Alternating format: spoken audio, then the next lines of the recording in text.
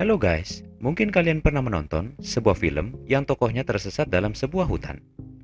Kemudian, tokoh tersebut menggunakan kompas untuk menemukan jalan keluar.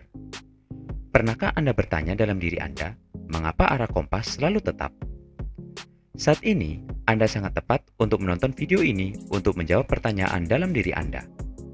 Pada dasarnya, bumi memiliki medan magnet. Kutub magnet bumi berbeda dengan kutub bumi secara geografis.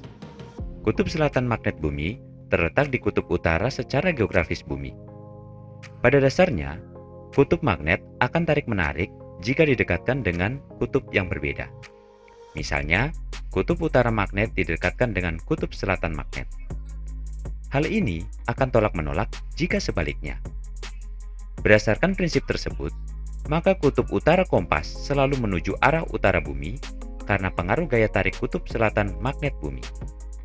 Itulah mengapa arah kompas selalu tetap. Semoga video ini bermanfaat untuk kalian semua. Tetapi maaf, kompas tidak dapat menuntun Anda menemukan cinta sejati Anda. Terima kasih.